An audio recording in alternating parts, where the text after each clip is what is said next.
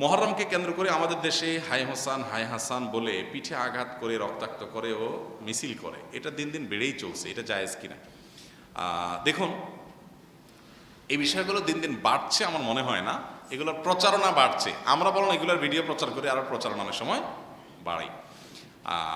যাই হোক, হোসেন রাদিয়াল্লাহু তাআলা আনহু নির্মমভাবে যে শাহাদাত বরণ করেছেন 10 মুহররম কারবালার প্রান্তরে সপরিবারে, সেটার জন্য মুসলমান হিসেবে আমাদের সবার হৃদয় রক্তক্ষরণ হয়। কিন্তু ইসলাম আমাদেরকে এটা শিক্ষা দেয় না যে আমার কোনো প্রিয় মানুষ রক্তাক্ত হয়েছেন সেজন্য আমাকেও রক্তাক্ত হতে হবে, এরকম কোনো শিক্ষা ইসলাম আমাদেরকে দেয়নি। এটা আত্মঘাতী কাজ, আত্মঘাতী কোনো কাজকে ইসলাম জায়েজ রাখে নাই।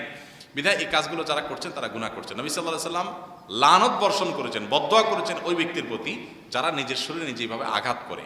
অতএব এটা হারাম কাজ, এটা কোনো দিনের কাজ না।